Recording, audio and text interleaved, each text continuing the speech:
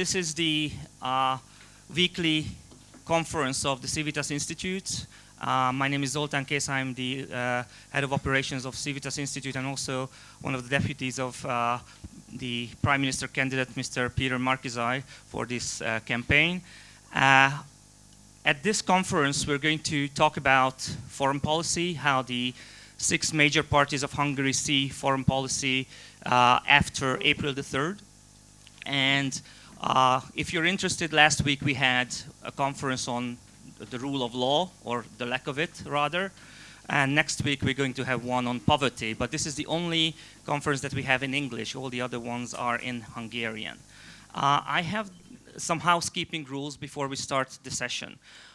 First of all, because of the big crowd and because of the limited time that we have, I really want to be strict as a moderator with the politicians that we're going to have up here in the panel session, which means that each politician will have 5 minutes to talk about his or her, I'm not saying chosen, well, in a way chosen topic, chosen by us. So I hope they will highlight some interesting features of how they think about foreign policy and what their parties think about foreign policy in the coming future.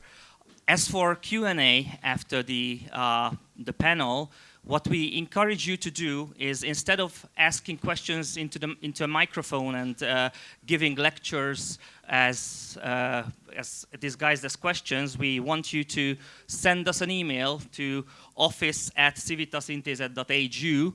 And in the meantime, my colleagues will collect the questions, send them to me, and when it comes to Q&A, I will read the questions to our panelists. So, it is my honor to introduce the keynote speaker of this session, Mr. Simonyi, who is the former ambassador of Hungary to Washington, D.C. And Mr. Simonyi will talk about Hungarian-American relations. And I hope you will enjoy his keynote speech, and after that we'll come back to the panelists. András. All right. Well, what a pleasure. And I haven't seen so many people in one room in maybe 2.5 years, so this is exciting. Those of you who are close to my age, like Péter, might remember there was an actress in the United States. Her name was Gábor, and on the night of her 7th wedding, her husband said, "I know what is expected of me, but I don't know how to make it interesting." So this is the way I want to start this conversation. It's a real pleasure to meet you all. I'm so glad there are more people in this room I don't know than people I know. That's always a very, very good sign, because you want to make sure that it's not just your close circle of friends that listen to you. I've been asked to say a few words about the United States and U.S.-Hungarian relations. I was kind of involved in building this relationship for a long time. As you might recall, I was the first Hungarian ambassador to NATO. I spent a couple of years in Washington, D.C., and I hang my hat at the Atlantic Council in Washington, D.C. these days. So my vantage point is really an American vantage point. I look across the continent, the ocean, and I watch what's going on here. So I'd just like to start by saying that I travel a lot in Europe these days, and I see that there's a lot of misunderstanding about what's going on in America. America is in the process of redefining itself. And what is happening is, it's not beautiful, definitely not beautiful. Some of the things we're doing in the US is just maybe even frightening for the Europeans and for Hungarians. But at the end of the day, do not underestimate the United States' ability to recover, redefine itself, and retake the leadership role it deserves, and which the Western alliance deserves. I think that is being made clear by this administration. And frankly, I'm going to shock you by saying that the relationship between Europe and the United States is never as good as people say, but it's also never as bad as people think. And the previous administration maintained the relationship, and this administration is definitely trying to rebuild the relationship. This is the starting, this is where I want to start. The second thing I want to say is that I stand with those who say if the United States is not the anchor for the Western world, then the Western world, the ship of state of the Western world, is wild at sea, and with all the dangers that come with that. So I think it is in our interest, and it is in your interest, that it's a Hungarian interest, not an American interest, it's a Hungarian interest to make sure that the United States can and will play this role. I want to say that 2 years ago I met Péter Marki-Zay and Zoltán in Washington, D.C., and I was really impressed by their commitment to the transatlantic relationship, to the strong relationship between Hungary and the United States, between the European Union and the United States. And I was also surprised by the incredible self-confidence that they radiated in their conversations. So let me get to the point about the future of Hungarian-U.S. relations. And I'm not going to go into details. I'm not going to go into climate change issues. I'm not going to go into Nord Stream 2 issues. I'm not going to go into issues that are scaring the hell out of most of the people. But I want to say that once upon a time, Hungary was mentioned in the same sentence with Norway and Denmark. It's not the case any longer. I want to see a Hungary, and you want to see a Hungary, that is being mentioned in Washington, D.C. in the same sentence as Denmark, Norway, Holland, Belgium, or even the bigger countries.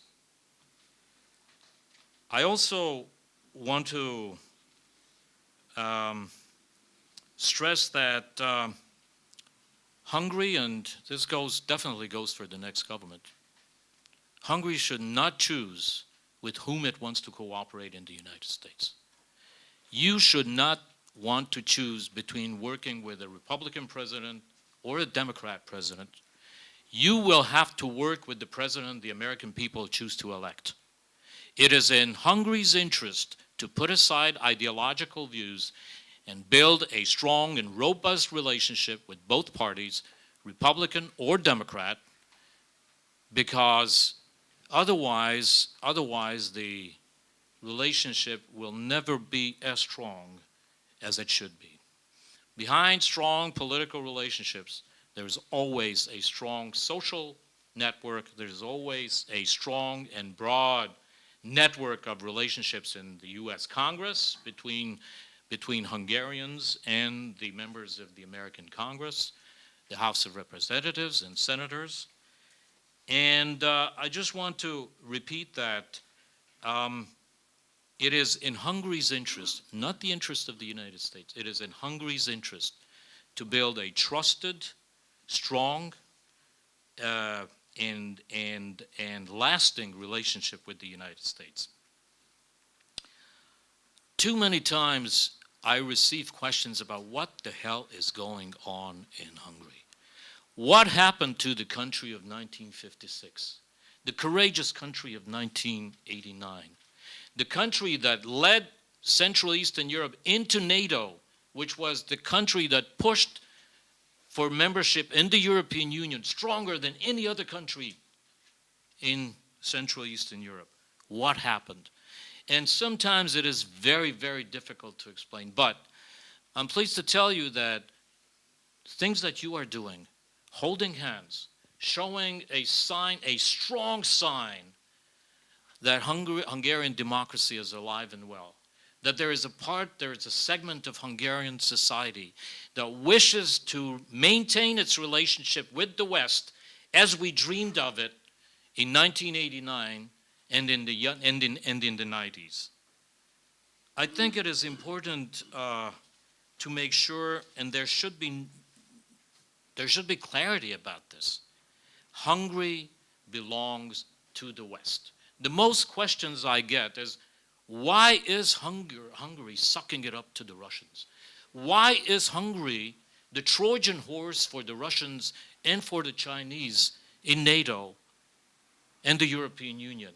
And frankly, as far as I'm concerned, it's very difficult to answer, because I was standing next to the Prime Minister, whom you might, I don't have to mention his name, when Hungary raised the flag in 1999 in Brussels at NATO headquarters.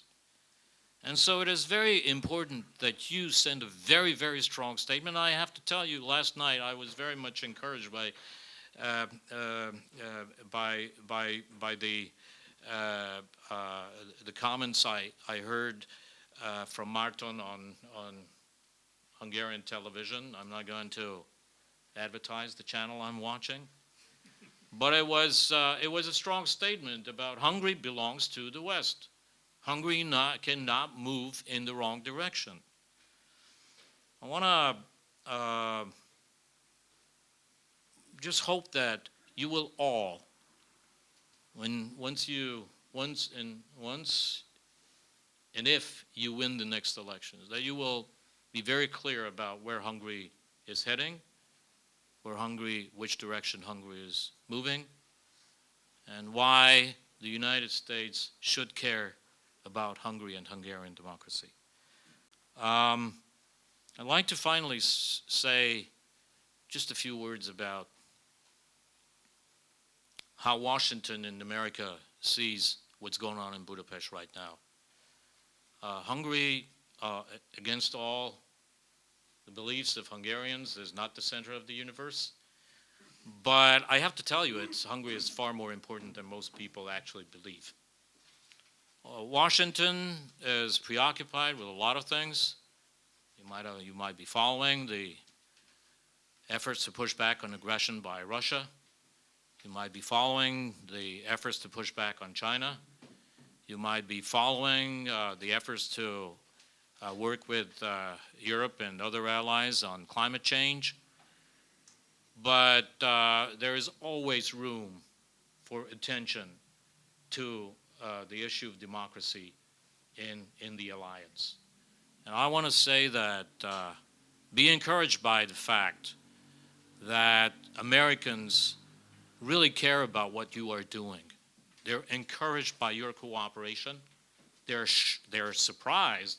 Some are even shocked that such a broad spectrum of political parties are able to work together. But frankly, the nation, Hungary, owes you a lot, because you're sending a strong signal that Hungarian democracy is still not dead. I want to close by saying, well, first of all, I want to thank you all. I want to welcome the diplomatic community, colleagues from the U.S. Embassy, the ambassador of Peru, other diplomats. I know there are members of, I'd even like to welcome the members of the Hungarian government who are somewhere in the crowd. But I'd just like to conclude by saying, a couple of years ago, well, you might know that I moonlight as a musician. A couple of years ago, I wrote a song. The title is Waiting on a Train, and it's really about my story, growing up with rock and roll, American rock and roll music behind the Iron Curtain.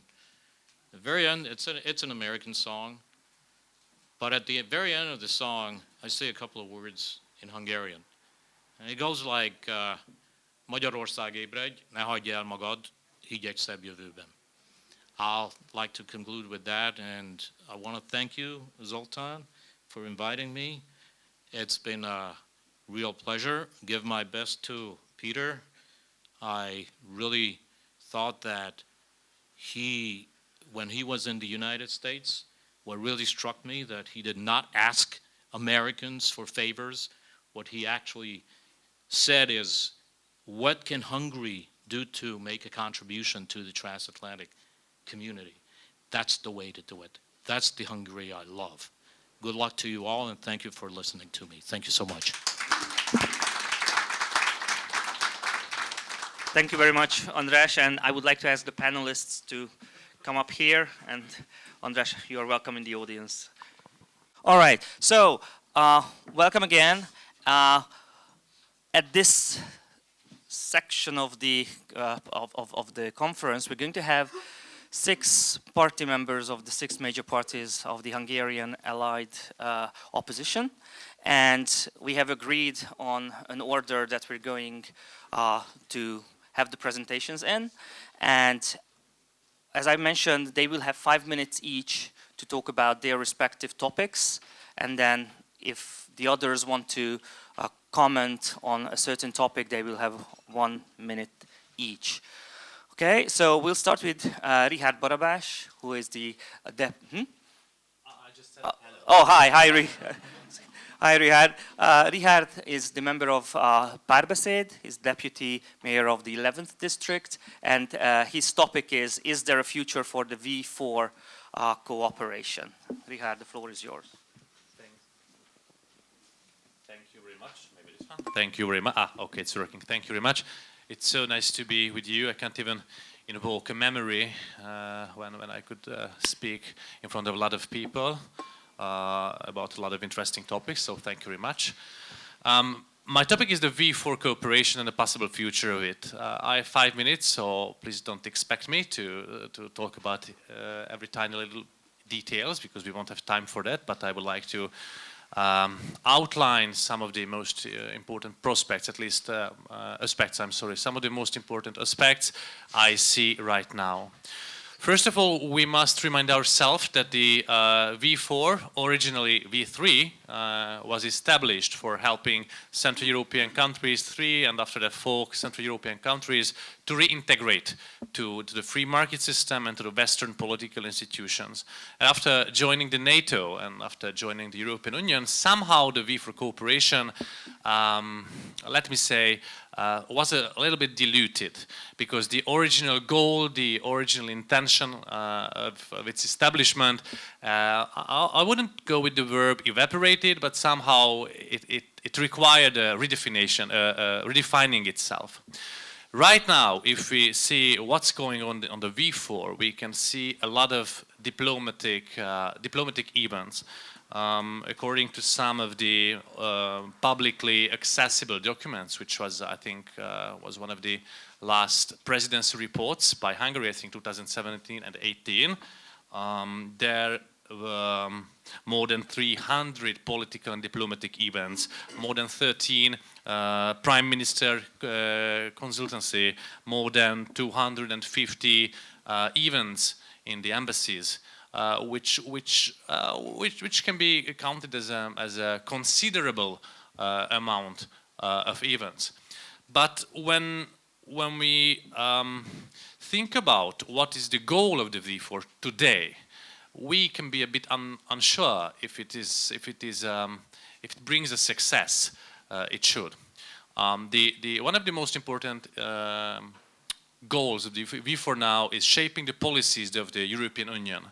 In an ideal world, it should be V4 consultancy just on the same level, I think, just for example, before European Council meeting, like the German and French negotiation or the Benelux countries negotiation. It should be something. We are waiting for the V4 countries to come because they first have to agree on something. I think the V4 countries should make a strong, proactive contributors of the whole European Union's, of all the European Union's processes and policy makings. Right now, I think Prime Minister Mr. Orbán is trying to use it for his own political agenda, which is a kind of opposition of Brussels, just like an independence war. Of course, not literally, but metaphorically. So I think this should be reshapen in the next government. The V4 should be taken back to a proactive and active policy shaping community. But V4 is also not enough. There are also incentives right now to expand a little bit the cooperation to the V4 plus, and also to I wouldn't go with the word joining, but to is making a deeper cooperation with the West Balkan and the Eastern Partnership, which should be definitely continued. But I think Hungary should also facilitate a much more stronger stance on supporting the 3 Cs initiative, which you may have heard of, is a quite strong possibility among 12 countries in Central Europe, and its main goal is to connect infrastructurally 12 Central European countries from north to the south, which I don't have to mention could really boost this region's economic on the one hand, and on the other hand it could greatly contribute to force mobilization if needed. And I think in the days we live right now, in the looming aggression of Russia toward Ukraine, all the security policies should be taken into consideration as well. And I think the V4 countries should play a major role in these cooperations. Yeah,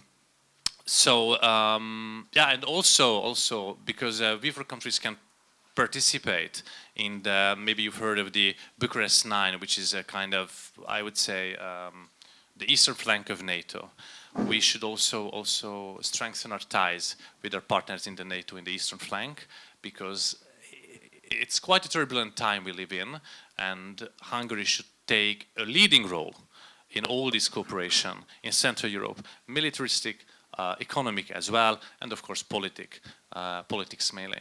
So right now, to summarize what I have in 5 minutes, and after that I'm glad if you ask me some questions so we can delve more deeply into the issues I just mentioned here.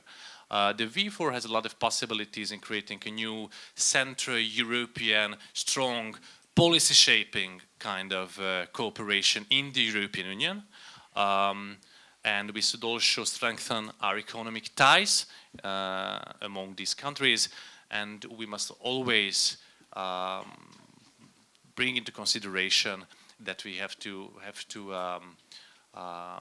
think about the joint forces and the joint militaristic operations together, because we have to stand, as it was mentioned earlier today, against the Russian aggression and all the geopolitical turbulences we will face in the upcoming decade. So I think, thank you very much. Well, thank you very much. My 5 minutes, I think. It's perfect.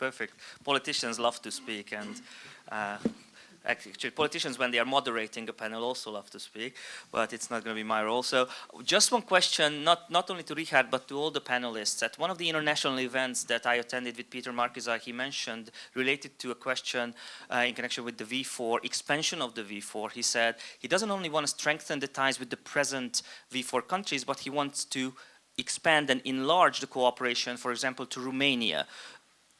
Anybody, do you have a take on this? Short answer. You have microphones.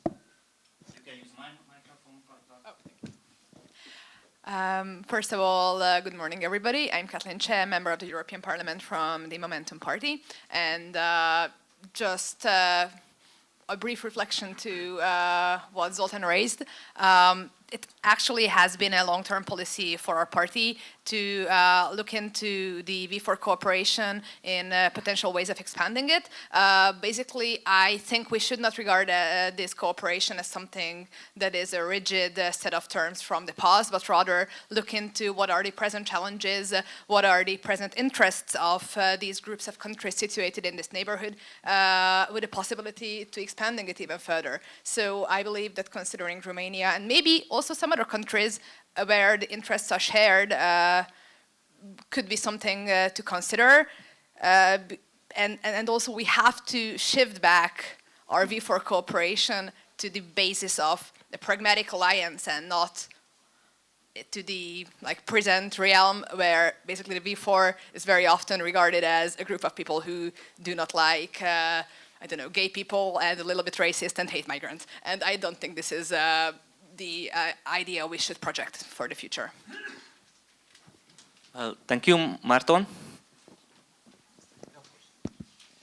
morning, everyone. My name is Márton Gyöngyösi. I'm MEP of Jobbik.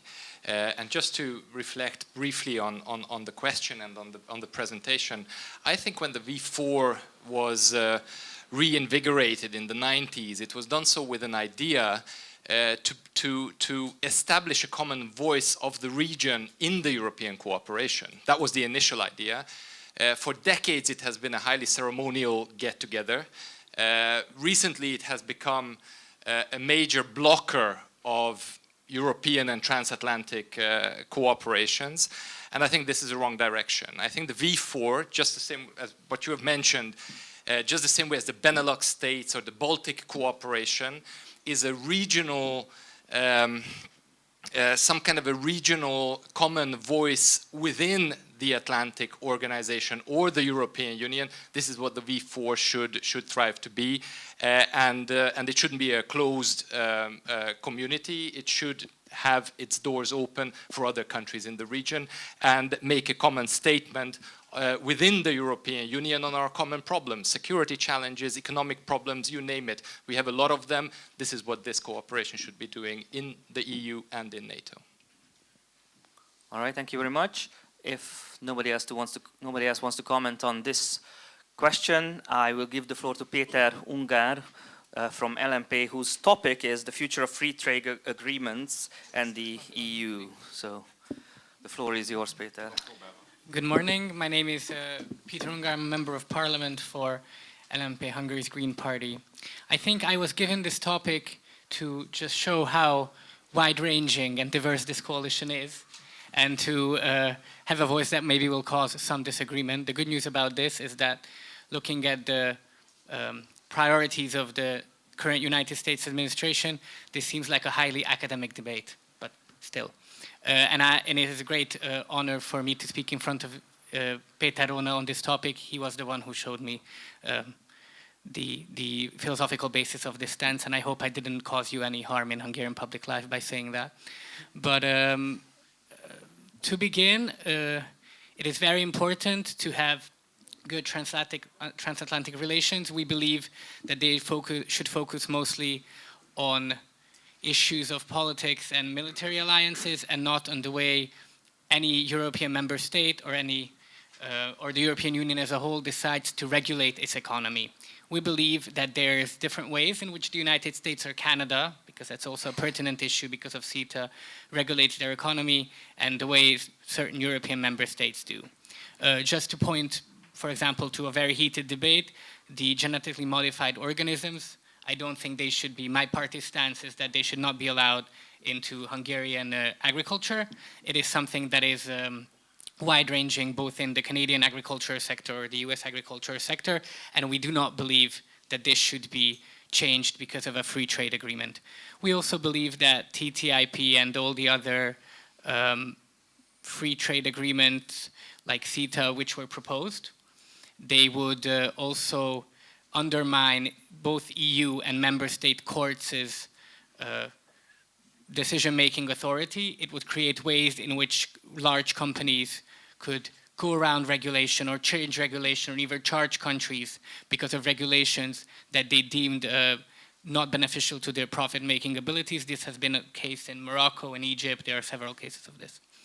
And we believe that free trade is fundamentally, or even increasing free trade, especially in such industries like agriculture or transport or even energy, is completely against us wanting to combat climate change. You cannot at the same time say you want to combat climate change, you want to keep the raise of average mean temperature below 2%, and also are for TTIP or CETA, and I say this with the greatest love and admiration to my colleagues in Momentum and the Liberal fraction. Just to conclude, we believe that it is a good thing that we are members of NATO. It is a good thing that we're a member of the European Union, even though the European Union's economic structure also needs radical changes, but we do not believe that the United States or Canada and the European Union should have a free trade agreement that was proposed under the Obama administration. Thank you. Well, thank you very much, Peter. And I love to have lots of discussions with you on this topic. We don't have time for that, but this is the nice thing about this coalition that we have with the 6 parties plus MMM, that we might not agree on certain topics, but we can have a very fruitful discussion and heated discussion sometimes.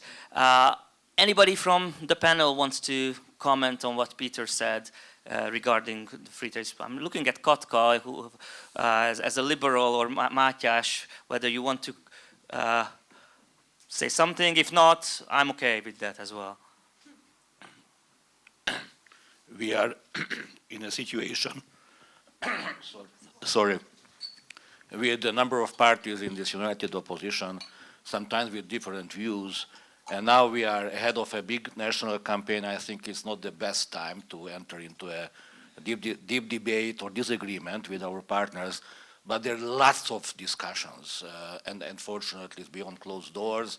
As journalists like to say, in smoky room, of course nobody is smoking, but I think we shall come back to those issues. Yes, there are some issues we disagree.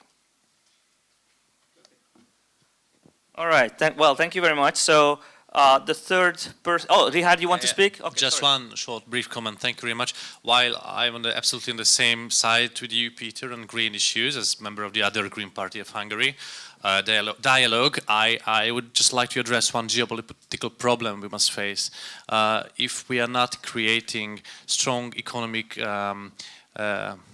great regions among the Western Alliance, then it will be hard to compete with China in the next 2 decades, which may not be, it's not necessarily one of the greatest problems we can face, but it's definitely one we must address if we want to usher in a peaceful era and not into a clashing course of great powers. So I think it should be considered at the same time always.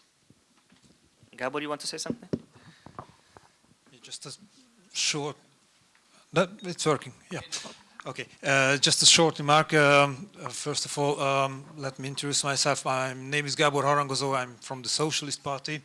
I'm totally agree with your statement that this time is not for the free trade agreements, but for more how to tackle cooperation and agreements, how to tackle the climate change, which is, I think, the biggest threat for our future.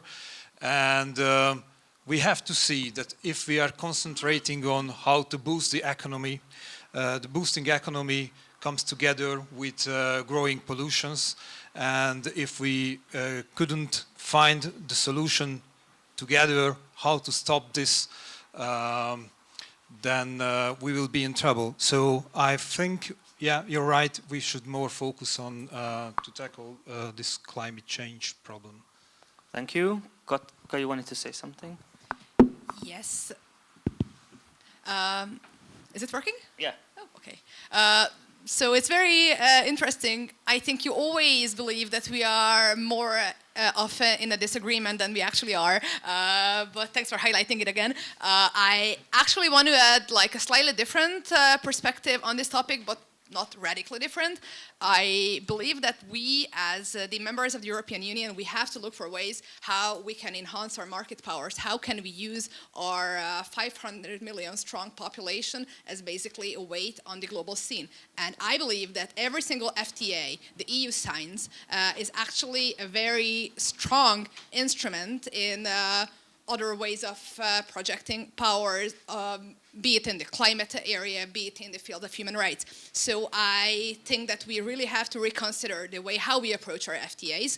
I think trade should not only be free, but also fair. And therefore, I am very much against the current practice where we keep on signing FTAs with like a number of countries. We are introducing even like very good causes in the kind of like small print, and then it never gets implemented.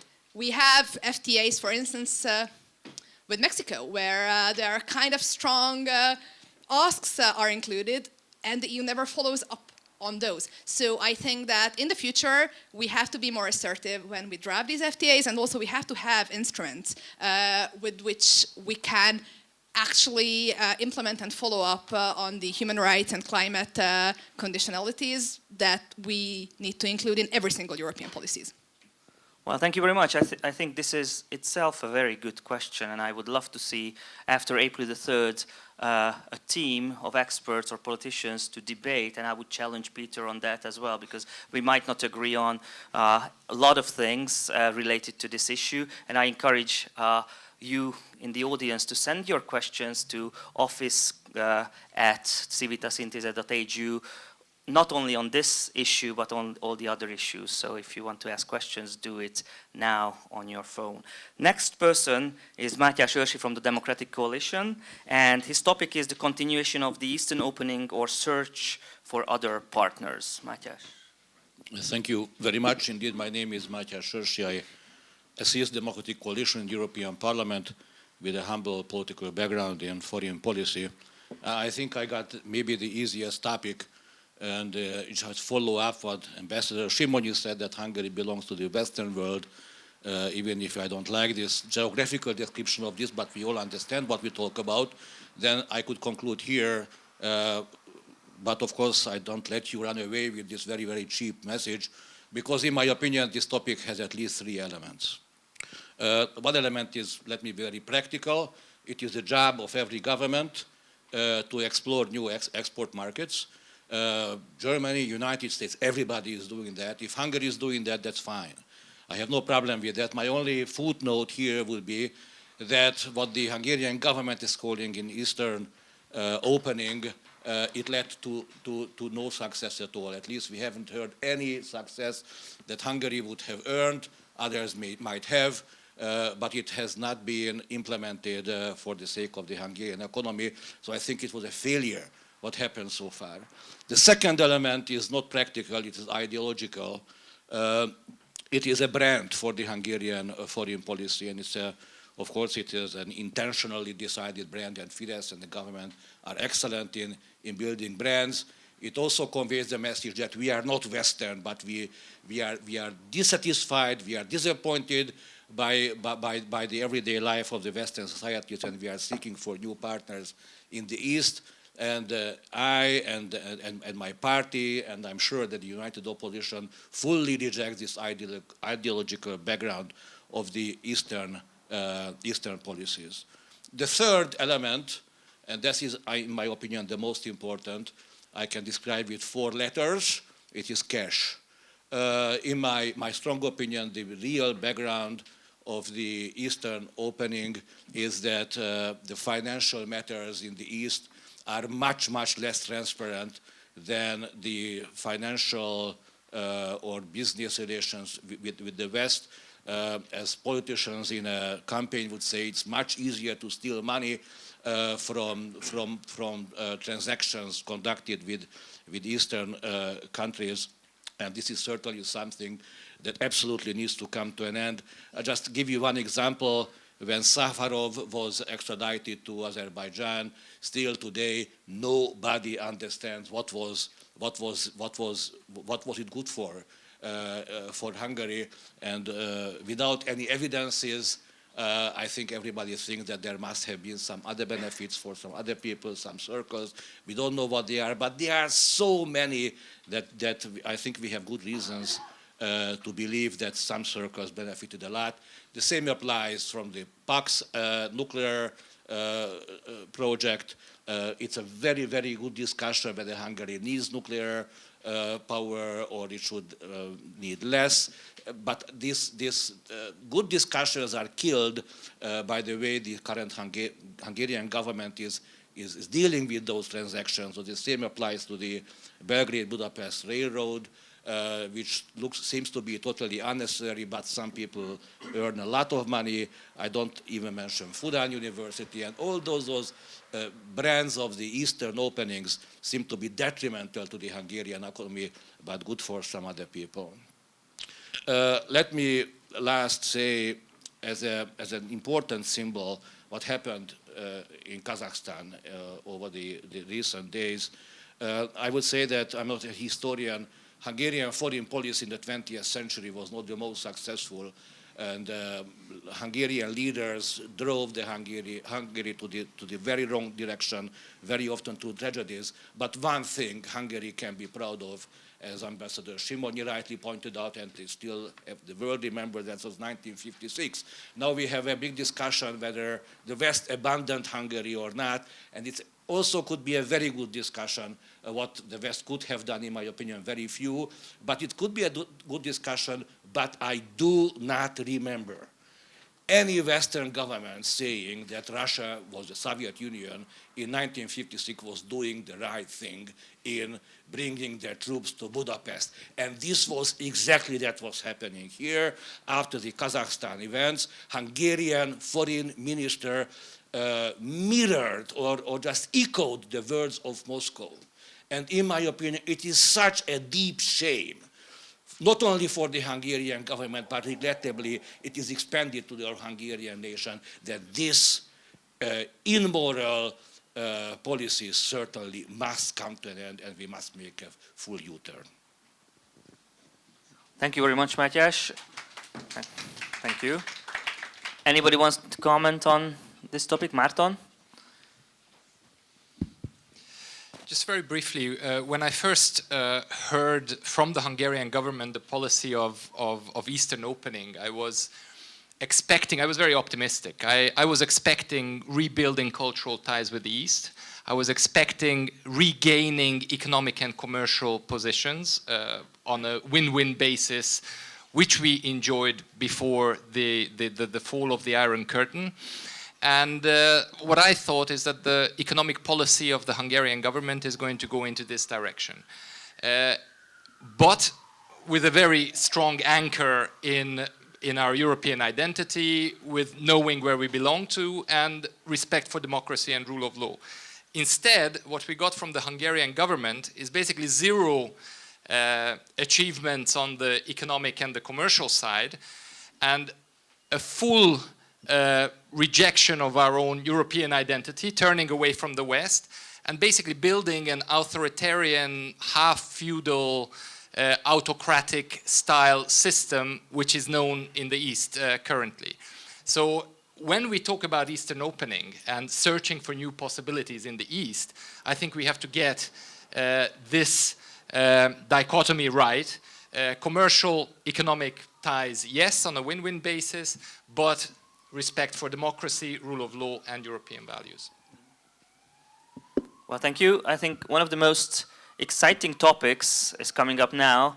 Márton Gyöngyösi from Jobbik is going to talk about the future of the European Union, whether it's going to be a new Brezhnev Doctrine or a one-speed European Union. Márton, the floor is yours again. Thank you, Zoltán. And indeed, the topic is very interesting. And you might ask, where does the Brezhnev Doctrine, how does this come about? And why the Brezhnev Doctrine? It's decades since we heard this term last. Now, I think one of the most significant security challenges that the European Union and the West is facing currently, as András Simonyi has already referred to it in his introductory remarks, are the security challenges coming from Russia in face of the two documents that have been presented to the West, to the leaders of the European Union and to the leaders of the United States recently on the 15th of December. Unfortunately, in the Hungarian press, it went completely unnoticed, not because it was Christmas time, but because somehow in campaign season and otherwise foreign policy matters just don't seem to hit the roof. But it's one of the most frightening piece of news that I have confronted recently. And we are not talking about something, some kind of diplomatic document which was handed over to partners behind closed doors, because the Russians, 2 days later, very, very strangely, and this is something not very customary in the life of diplomats, 2 days later, on the 17th of December, they have made it public. Both the document that was handed over to the United States and the document which was handed over to NATO on Russia-NATO and Russia-US relations. Now, time is very limited to go into detail into what this document entails and contains. Enough being said, the bottom line is the Western alliances should get the hell out of the post-Soviet sphere of influence and the post-socialist sphere of influence. Now, as far as the form of these documents is concerned, it's the language of the Cold War era and the rhetoric of the Cold War era. And as far as the substance is concerned, this is the Brezhnev Doctrine revived. Both the language and the content, both the form and the substance of these documents are terrifying, especially as far as our region is concerned, because it has happened 77 years ago in Yalta that great superpowers, the United States and Russia, with Churchill on the side, but nonetheless, great superpowers over the heads of the European continent have agreed about dividing up the European continent into spheres of influence. Now, we know what this means in practice. We have had the experience, and we have had the luxury of going through it all. The good thing about it is we know what we don't want to go through again. Regardless of the fact that the two documents are highly inconsistent and full of contradictions, the message is very, very clear, and it has very clear implications and dangers for the European Union. Because the European Union, as far as security is concerned, is highly dependent on NATO and on US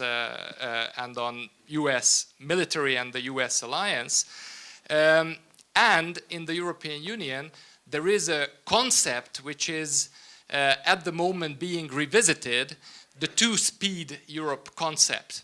And I think at the time of the revival of the Brezhnev Doctrine and splitting up by superpowers of their spheres of influences over the continent of Europe, starting to talk about a two-gear and two-speed Europe is lethal. Because what does this mean? In my interpretation, it means that the European Union is going to consist of a strong cooperation of core member states and some kind of peripheric association of other member states who are going to be loosely connected to the core European cooperation.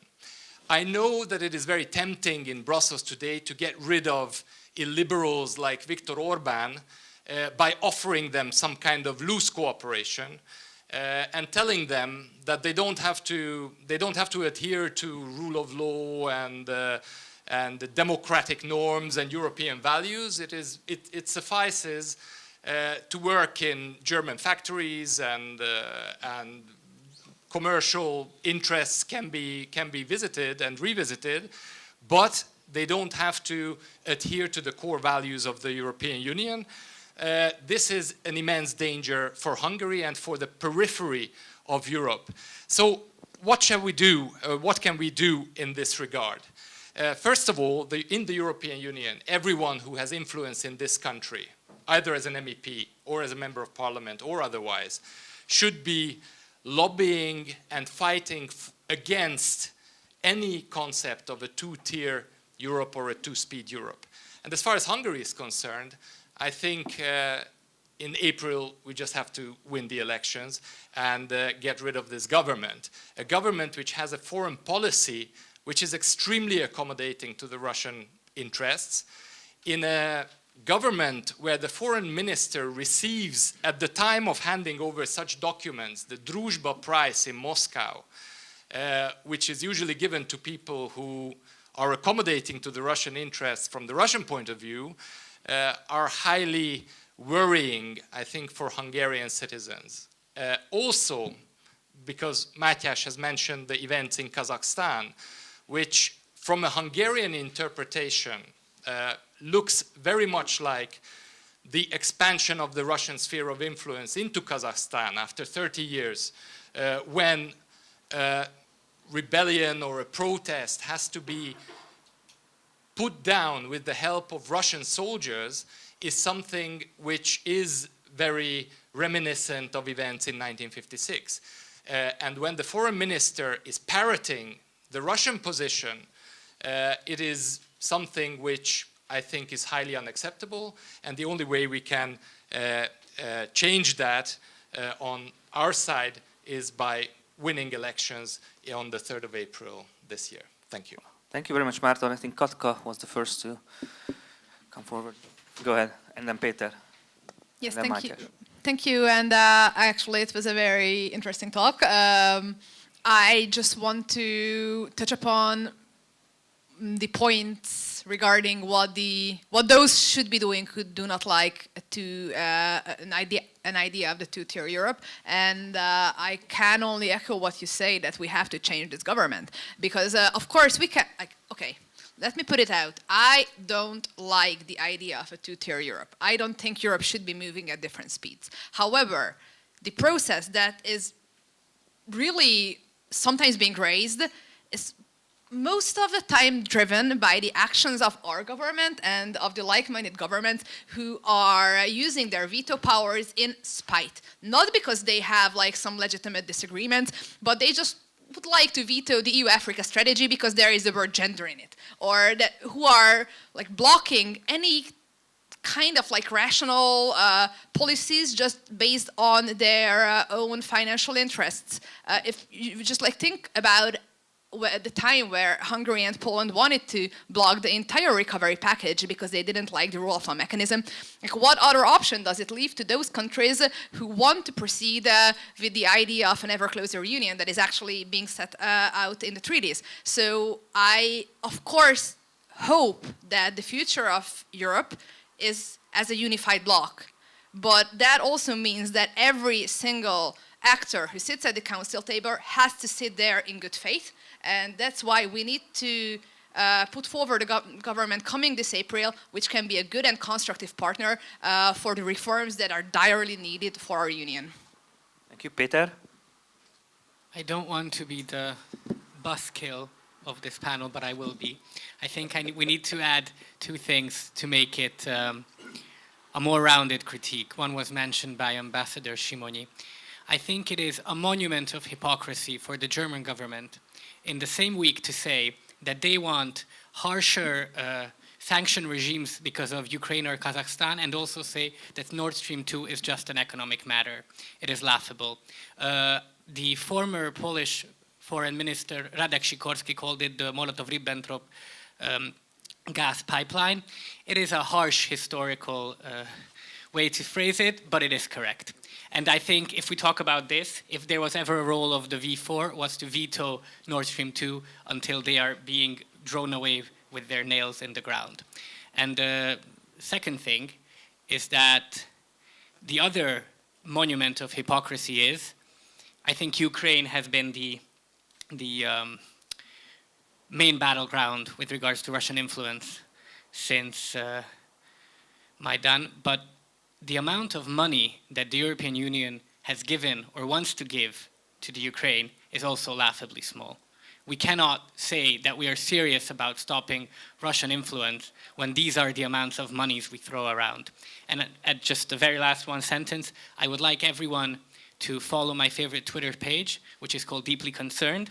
And every time the European Union makes a statement saying they are deeply concerned about something in the world, they just simply state either deeply concerned or very concerned or concerned. If that is the European Union foreign policy, then I don't think there is a serious way we want to actually stop Russian influence. Peter said he doesn't want to kill. He didn't kill anything, because I fully agree with what you said. And now I want to follow up your last word, European foreign policy, because in my opinion, when we speak about European Union, it doesn't exist when it comes to foreign policy. And I just would like to tell you just one thing. I believe we may think very different things about immigration and refugee issues, but certainly we all agree that since the war in the former Yugoslavia, that was the biggest challenge for the European Union. The huge flow of refugees and sometimes migrants. Now, when the Syrian war came to an end, there was a peace talk. My question is, who sat around the negotiation table? Russia was there, United States was there, by the way, led by Trump, who was really interested in dismounting the European Union, and Turkey was there. And who was not there? European Union was not there, and no one EU member state was there. Why is this? Because European Union has no foreign policy. Foreign policy is in the hands of the member states, and they either agree with the consensus or not. And if we want to improve the situation, what Peter, I think, rightly described, that is number one target we should set for the future, is to make foreign policy, if not, of course, change from the consensual to at least a qualified majority decision making body, in order to make it relevant, just a little bit, but relevant, because now, as of today, it is not existing at all. Gábor? Thank you. I think the idea of two-speed or multi-speed Europe is partly a political, it has partly a political reason, but it has deeply an economic one as well. As the integration of the European Union is still not finished, and I truly believe that there is a need in deeper integration within the European Union. But as it works now, in many terms, I don't want to go in details in 1 minute, but especially in the euro area, the system now is how to flow the capital from the periphery to the core states. And the core states give back some subsidies to periphery, but it's totally a weak mechanism. And if we wouldn't make a deeper integration and wouldn't change the economic relationship of the countries and also the monetary cooperation, that I think it is, so the single European area just not work as it is now. All right, thank you very much. Don't put down the microphone, Gábor, because it's your turn. Your topic is the EU enlargement and Hungary's role in the Balkans.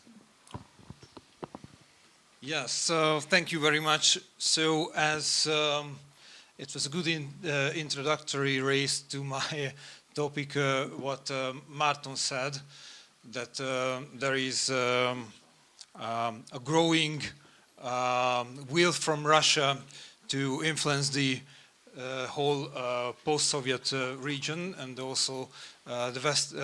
It means the Western Balkan regions as well. So my party, and as now I can see, the whole opposition cooperation is clearly in favor of the EU integration of the Western Balkan, as we have stated it repeatedly, and this is part of the opposition program. Let me quote it. We say that the integration of Western Balkans into the EU is in Hungary's strategic interest, and we should welcome any initiative that will help the countries of the Western Balkan to join the European Union fully prepared. So I will go into details. I have 5 points why it is of strategic Hungarian interest to integrate the Western Balkan into the European Union. The first one is, since the formation of the Hungarian Socialist Party, foreign policy had 3 pillars. The first one is the European Atlantic integration, which is the priority number 1. The second one is how to improve the situation of the Hungarians beyond the borders. And the third one is to build a good relationship with the neighboring countries. And if you take into account these 3 strategic pillars, it is clear that especially in the case of Serbia, it is Hungary's interest to integrate them into the European Union. We have also repeatedly stated that the real remedy to the Trianon decision is not to strengthen the nationalism and nationalistic rhetoric and to play this game in internal political games, play this card in internal political games, but to help the whole area to become member of the European Union and to live in an area without internal borders. I think this could be the best remedy to this trauma. The third one is that in 2015, the refugee crisis could show us that how big is the responsibility towards a country when a refugee crisis hit the European Union, and how much extra resources is it needed. And I think for Hungary it is our interest to have the internal borders of the European Union further from the Hungarian border. The fourth one is what already Márton mentioned, and as I started, our strategic interest that if these countries in the long term, in the long run, would choose or would become an interest area of the great powers, for Hungary it would be an extremely damaging for our foreign or national policy interest if the Western Balkan would become a sphere of interest of Russia.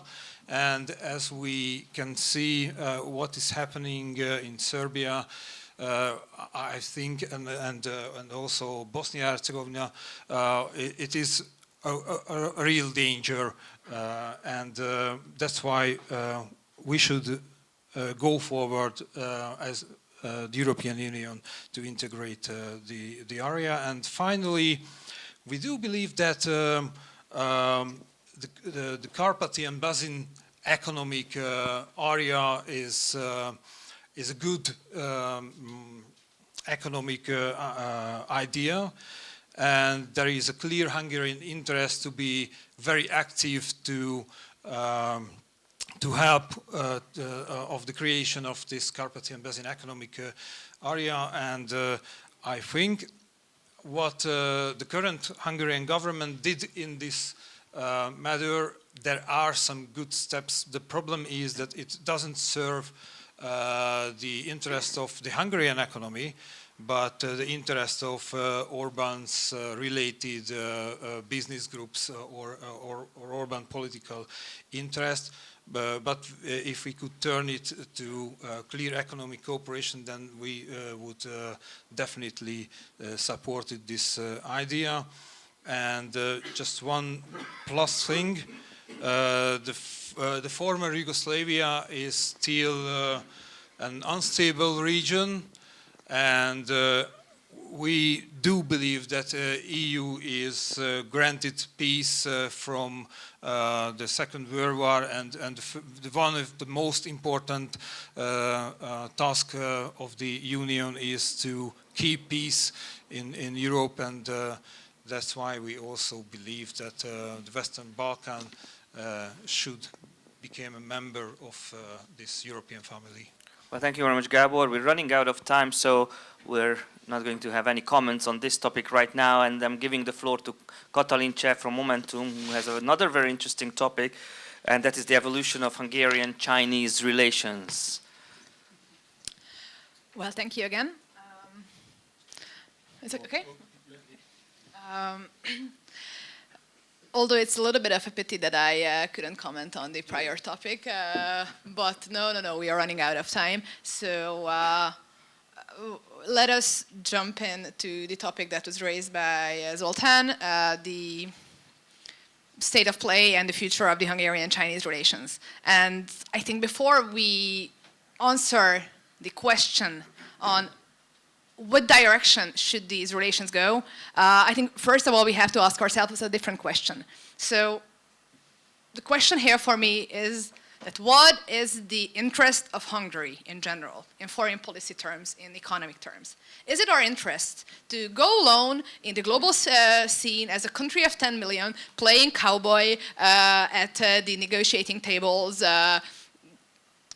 doing the rogue play all alone, contrary to the European interest, to the Western interest, trying to forge our own path? Or be a strong and constructive player in a bloc of 500 million strong, a member of, like a team player in a very strong team, which is the European Union and the Western Alliance. And for me, and I think for this alliance, the question is very clear. Hungary's interest is to play along with a strong European Union, to make the European Union even stronger and base our trade policy, our foreign policy on a good and successful cooperation, and not on this Seattle type of so-called cowboy diplomacy where they believe confrontation and contrarianism is of good and not of detriment. So in this context, I think that any way that we approach the Hungarian-Chinese relationship, we have to approach it as a part of a larger European-China strategy. Because the EU right now does not have a China strategy, and we should very urgently get a joint position on this topic. We need a strategy which is based on, of course, mutual respect, because China is an important trading partner, and it will say so, but also on mutual benefits. An equal partnership, not an imbalanced one, not a unilateral one. And also, we need a strategy where we, as Europeans, we prioritize those values that we feel dearly about, human rights, and the respect of international law. And I hope that the new Hungarian government will play a very constructive part in formulating this strategy and also implementing it.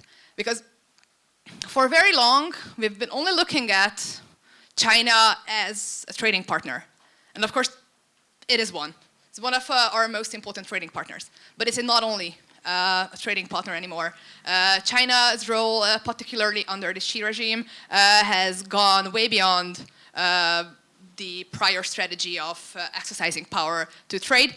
China is a rising geopolitical power, actually a geopolitical rival for the region where we live at.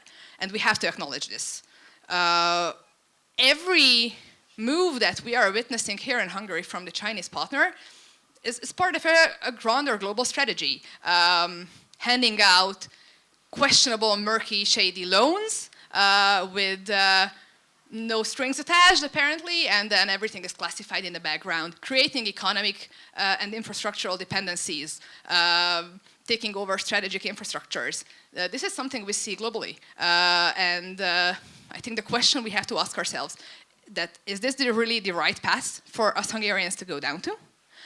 Pragmatism is very often mentioned as a foreign policy principle in the governing cycles. Well, I have to ask the question that what on earth is pragmatic about, for instance, the Budapest-Belgrade railway station project, which would never see a return for us in the coming, what, like 100 years? Or somebody calculated it. It's like, there's just absolutely no benefit in there. Or in the Fudan project, which is a deeply unpopular decision, which pushes out young Hungarians from a campus site they were supposed to be built housing for, and also indebts us for like billions of euros for the unforeseeable future. What is pragmatic in this in these projects? Well, I think the new government has to ask these very hard questions first of all. And also the price we pay is not only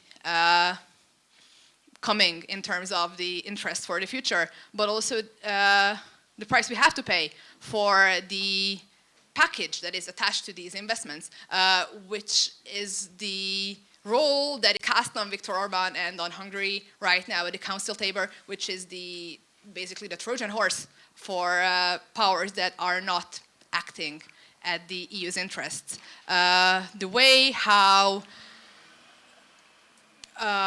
Mr. Orban uses his vetoing powers solely in the interest of the Chinese leadership contrary to the European interest, I believe that this is also contrary to the role we should be playing in the Union in the future. So to wrap up, what should we do after we change the government? There are very, very pragmatic and quick points what we can start with. First of all, as Lithuania did, we have to evaluate our role in the 16+1, whether we belong there, whether if it is in our interest or not. We also have to bring the Fudan and the Budapest-Belgrade project to a halt. And we need to reevaluate the way we allow foreign investment in our strategic infrastructure projects, just like how Romania did with the 5G network. And also, we need to get back to our innate Hungarian tradition of fairness, and we have to be vocal on the human rights issues globally. We should not stay silent when the rights of the Uyghur people or of the are trampled upon, or when the situation in Hong Kong and Taiwan are evolving in the direction as it does now. We have to base our foreign policy on values. And finally, as I said before, we need to be a strong and constructive and pro-European voice in the creation of a joint EU-China strategy, which is of our interest and which is of the interest of the entire Western Partnership, that we have to be a very strong anchor of after we change the government in April. Thank you very much, Katalin. Does anyone want to jump in with comments? Richárd, please. Thank you. Thank you very much. Just some addition, if it's possible.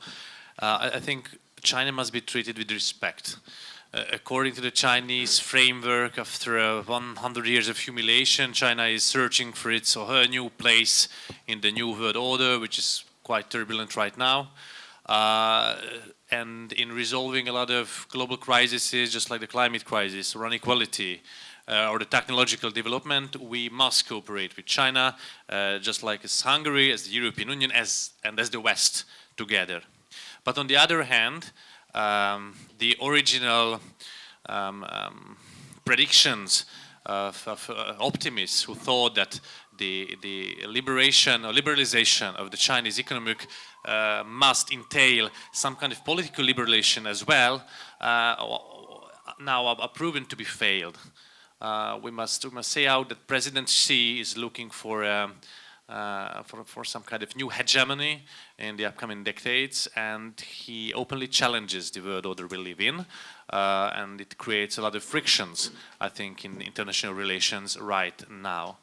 The peak of these worrisome events can come in the next decades, around the 2030s, and I think all of our intentions toward China should be how we can integrate this country, which was given 9 out of 100 points by the Freedom House regarding freedom measures. How this country can be integrated politically and culturally into a global cooperation again. And this is what Hungary must do, and this is what I think Hungary can contribute to in the case of European Union. And for example, in the case the African policy of the European Union, which was vetoed, I think, some years ago by Mr. Orban, as well as Katka mentioned it previously, because on the one hand, we must compete with China on technological level. They are quite far ahead in a lot of things. Artificial intelligence is one of their greatest goals to achieve in the upcoming years. So we must, I think, compete with them as well. But as Katka mentioned, we must always make clear distinctions what we accept and what we do not accept. Economic competition can be okay, but oppression of human rights must always be said to be unacceptable. especially in the case, as Katka mentioned, the Uyghur people. And of course, what is unacceptable, I think a lot of people can agree in the room, that the aggressive reunification of Taiwan, which would falter a lot of things in the international order, is also unacceptable. And I think Hungary must take a very strong position in all of these cases, and we must confess our strong ties to the West in these cases especially. Thank you very much. Thank you very much.